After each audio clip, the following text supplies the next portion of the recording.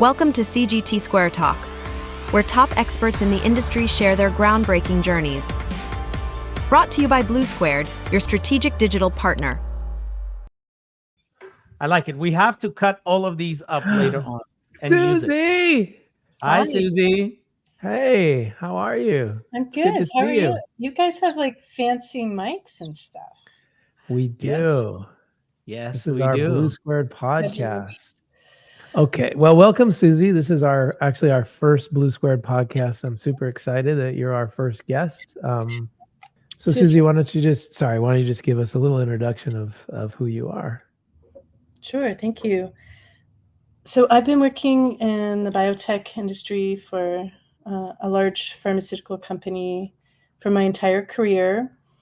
I actually have a degree in social sciences, which doesn't seem like an obvious background to have. But what I've learned is with the kind of work that I do, which is business analysis, having an orientation to what are the factors that influence the people who we're designing for, or the people we're serving, is really important and is actually a really great skill that you bring from a social science degree into the work.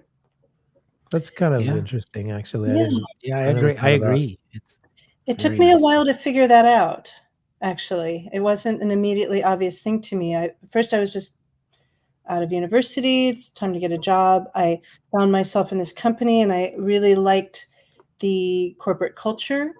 I had done some temp work at Apple Computer while I was in university, and I found that it was a very similar experience. A lot of young people, a lot of innovative thinking, a very dynamic environment. So I thought, I could really see myself here.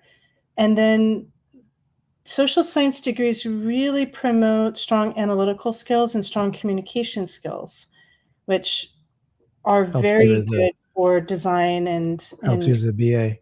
Absolutely. So just so people understand, so you're a business analyst. Actually, you're the lead business analyst on, I think, some projects and on the IT side of the world, as opposed to the business side of the world, right? So you're helping.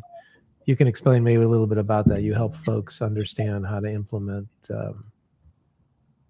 software, I guess. Right?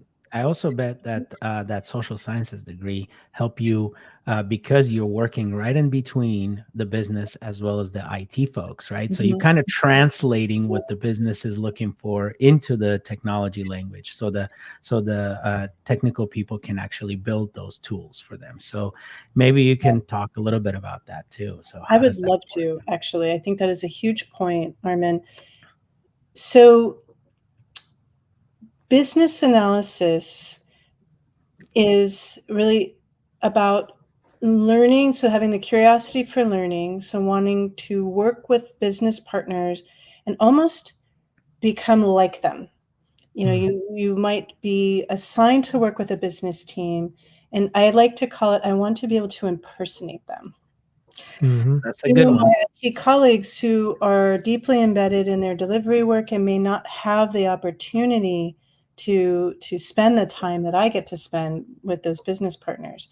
And one of the things that's really important for business analysts, I think for all of us, but especially for business analysts, is to learn to communicate, to promote the understanding of other people. So I'm not just learning so I understand it. I'm learning so that I can help a number of other people understand it who have different disciplines of their own, whether they're developers, testers, it could be even validation or compliance related team members. It could be our DevOps operations teams. So I have to find multiple ways of communicating the same information so that we can all come together and deliver the value that we're setting out to deliver. The other part of the social science degree is understanding the institutional factors. A camera, if what our people need is a camera, but the people who we're serving are in the television industry versus someone who's a tourist and wants to take great snapshots of their trip, that's a very different camera. So you can deliver the right camera to the wrong people. And so you delivered a camera, but you've missed it. You did not get there, get to where you needed to be. So understanding, especially in the pharmaceutical industry, what are the institutional factors that are pressing in on us and really promoting how we deliver to make safe and effective treatments for patients is huge for us. That affects different teams in different ways. Then there's the sort of micro institutional factors. Where do they sit in the organization? What kind of decision-making power do they have? There's all kinds of different factors that can influence what are we delivering for that group of people and why. So let me ask you, when you're as a business analyst and you're starting to work with, let's say, users of a system or business folks, what do you find are the biggest challenges, and how do you kind of attack those and overcome those? Like, what are some tricks of the trade that you've learned and kind of implement for that? So for me, helping teams think about features is easier than helping teams think about data. I think data is still very elusive to many of us. What about process? Does that even come before that, or do you get into that at all? Or I think that runs in parallel. For me, iterating is still challenging for people. So iterating with an experimentation mindset, I think a lot of us think that something should be more ready than it actually needs to be in order to get something out there and to get real life feedback. So just so people kind of, just in case I don't understand, I think when you're talking about iteration, you're talking about an agile methodology, right? Where you're running on, and you're putting stuff in front of people faster. And I should say that you are actually a certified Scrum Master as well as a business analyst, right? So just, you're talking about kind of an agile approach to things, right? I am. I think the agile mechanics are fairly straightforward for people to embody. It's the mindset shift that is a lot more challenging, I find. And even I find that with myself, and I consider myself an agilist, but it's the getting comfortable with what is fundamentally uncomfortable, which is to put something out there before it's polished or seems polished enough.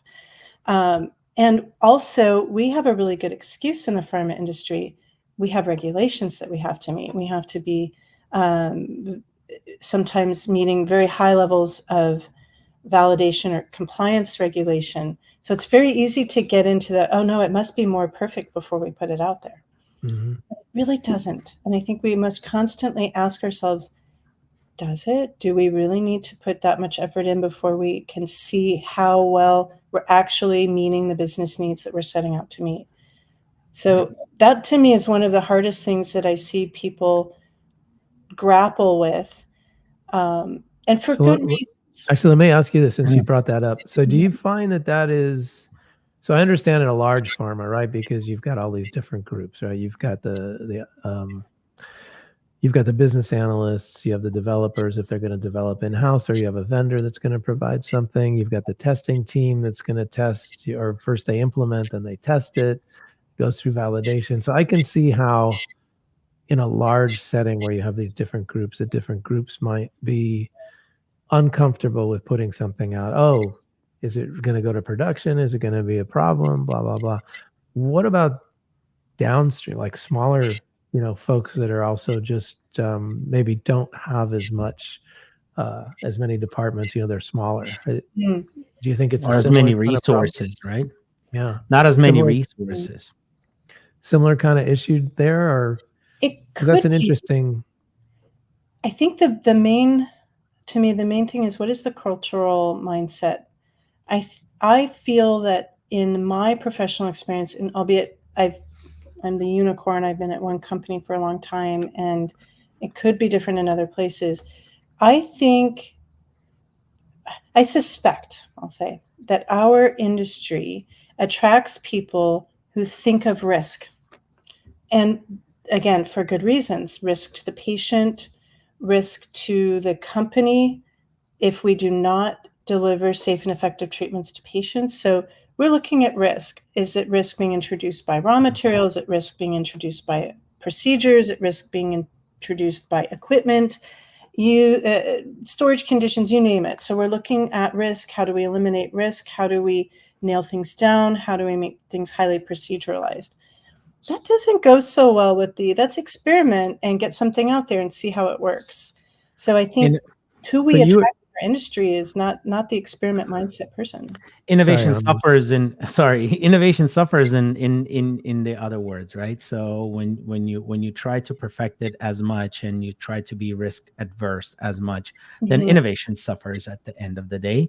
But at the same time, in a highly regulated environment, you kind of have to have that balance, if you will, right? So I think we do, and I think we can get there if we give ourselves the time to inspect our own mindset.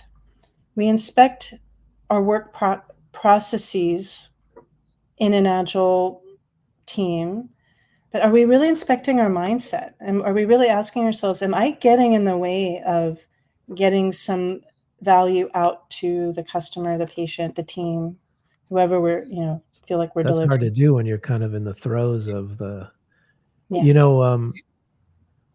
As part of that, I mean, you've been where you are for quite a while, but you also started there when it was not as large as it is today. Because from your email address, nobody has a Susie at, I think, anymore, right? So, I mean, you were there when you could kind of say, oh, I want this email address. So if from the early days, if you could transport yourself back, and let's say back then you were kind of doing the individualized, CGT type therapies back then, how would it have been different? How would you have approached that? Especially this mindset concept that you're talking about, because I know when you're in the throes of it, it's almost impossible to kind of pull yourself out and say, hey, I need to do some self-reflection. That's a very interesting question. I was so young back then. Self-reflection was a challenge to begin with. So, if that's true for us as people, when we're younger, maybe we're not as experienced enough to do the self-reflection. Maybe the same is true for an organization. Do we have the institutional experience of which to compare? What am I doing now? How did it go in the past? Do I think we're heading in a good direction or a not so good direction with this? Or do we think we're heading in a good direction?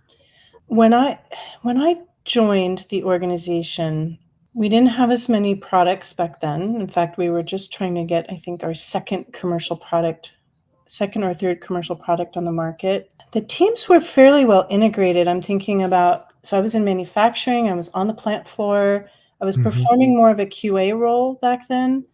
So I was a bridge in that regard between manufacturing operations, people who are literally in there with the equipment and the materials, following a procedure, making things happen. And we were routinely, in fact, part of my job was to hike the paper, literally the paper where we were writing all this stuff down, over to the process scientists, where we had some kind of a deviation. And the process scientists were like, let me think about that. Come back tomorrow and I'll have written my observation on here and we'll figure out what to do with this. So we were automatically in a more experimental phase. We were trying to figure out, does this piece of equipment really work for this process? Does this flow rate through the equipment work? Does this raw material really work? So perhaps then we were smaller, we were more scrappy. And now maybe we're suffering in some ways under the weight of what we think we know. We think we know that this is the right way to do it. So here we go. This is how we're going to do it. And there might be areas where we're not even asking ourselves, should we rethink this? It's an unknowing. How do we unknow what we know? And when do we know? The time to unknow versus, no, this is really great. It's tried. It's true. We shouldn't mess with it. Versus, do we really know? Yeah.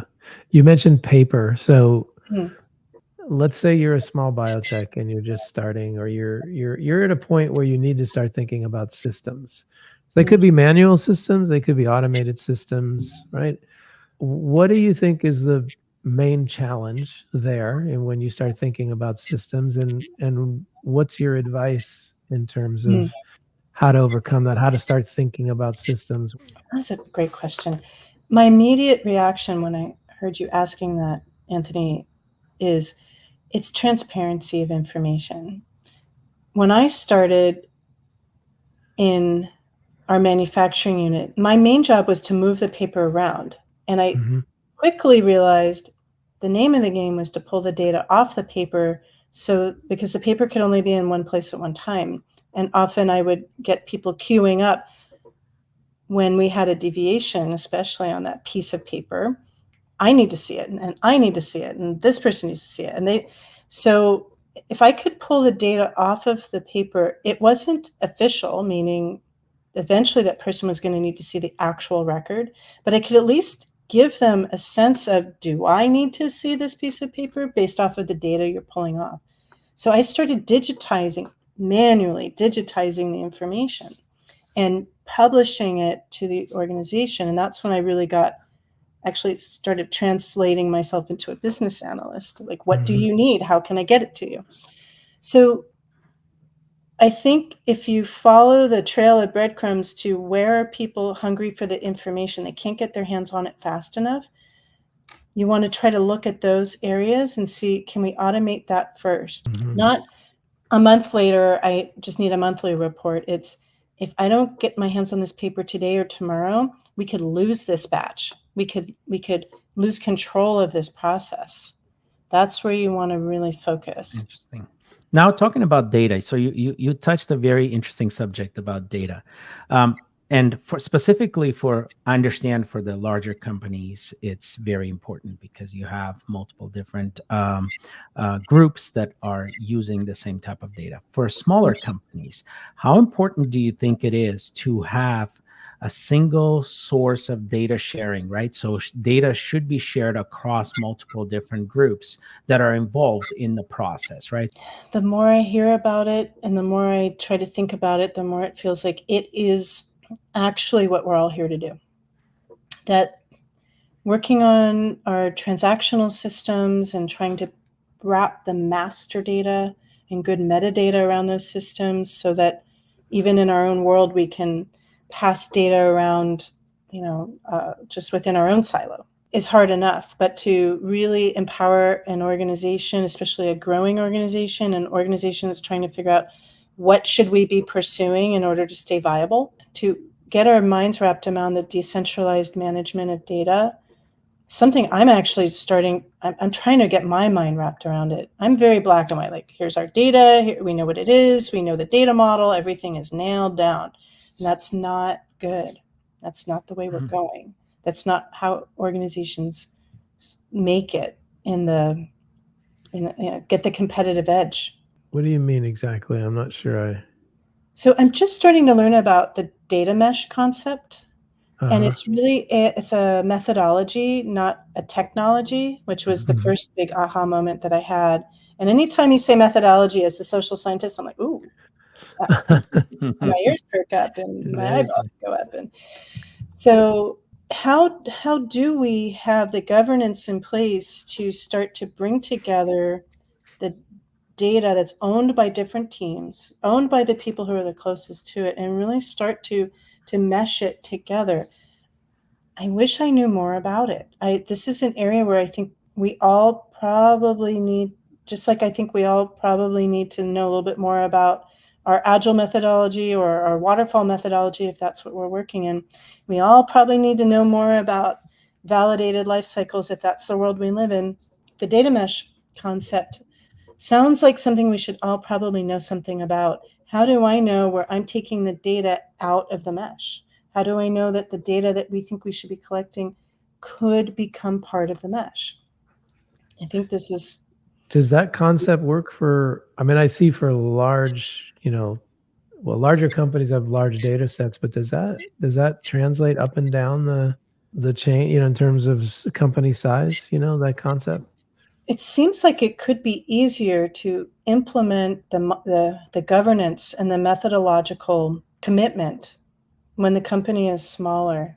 I think for a larger company that doesn't have this mindset, trying to get people's attention. So I'm not really familiar with it. Can you explain a little bit about what? I'm just learning more about it myself. Okay.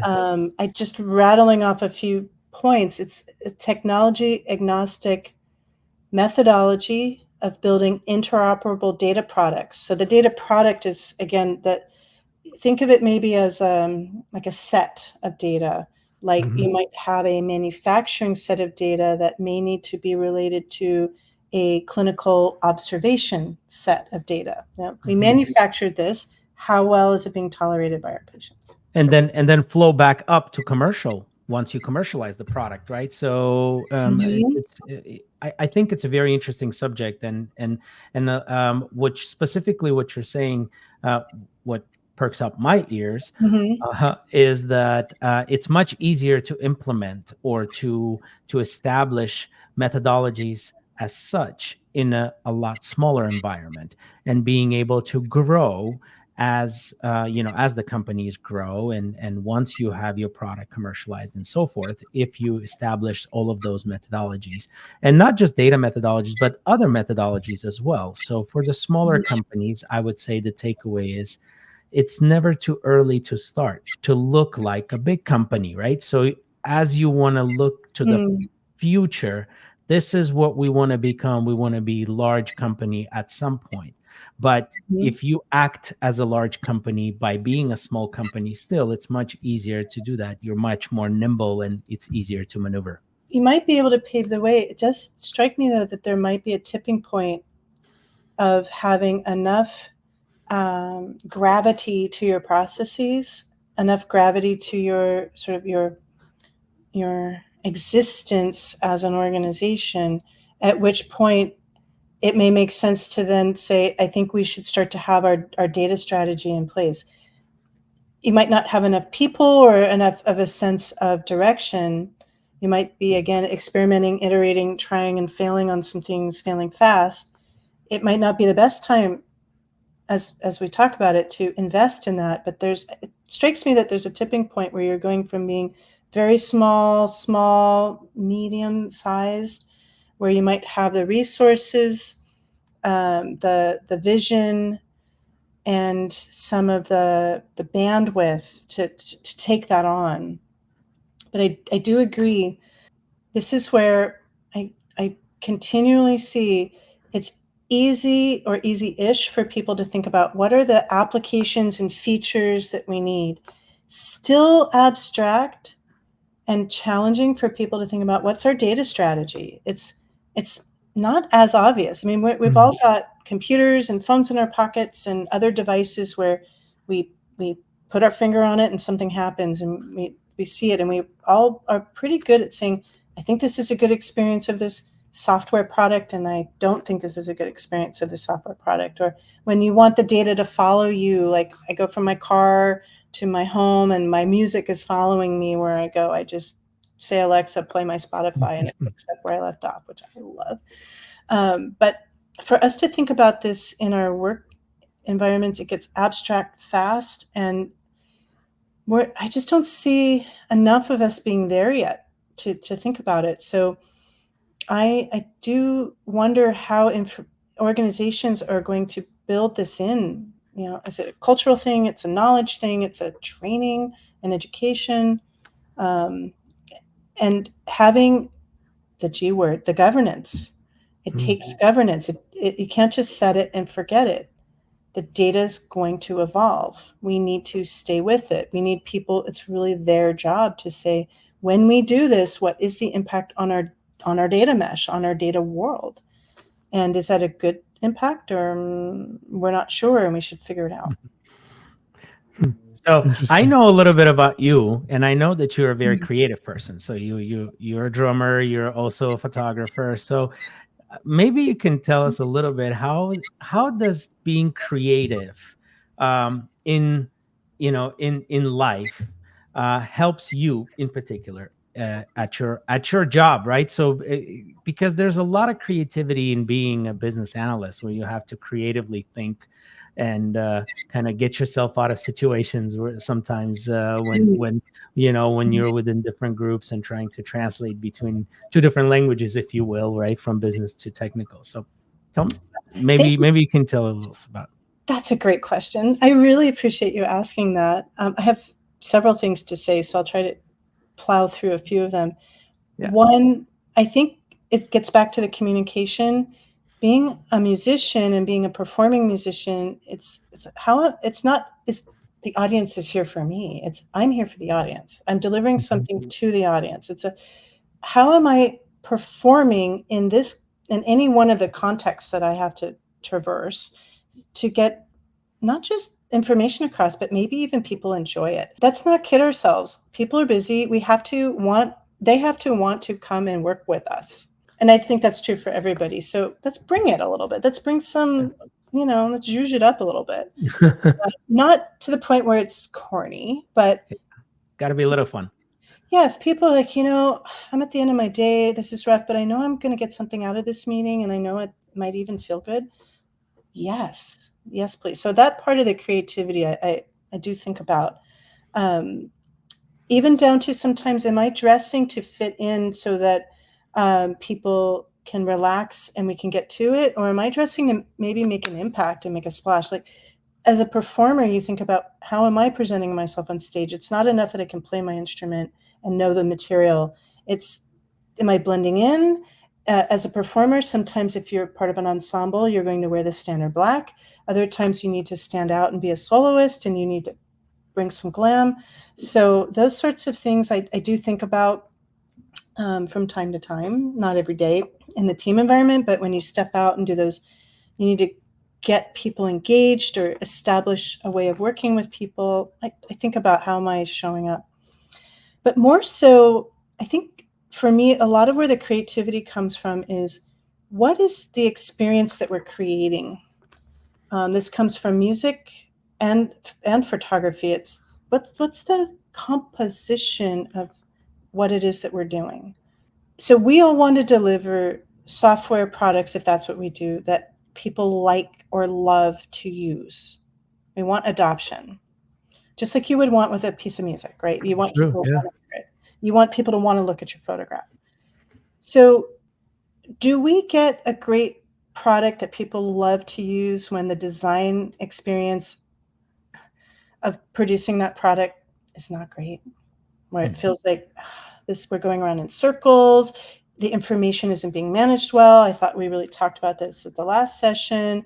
You didn't do your homework. You're not giving me something to respond to, or you're not paying attention to the dynamics in the room. These people are at odds with each other, and it's turning into about, that difficult dynamic, and you're not intervening and bringing it in.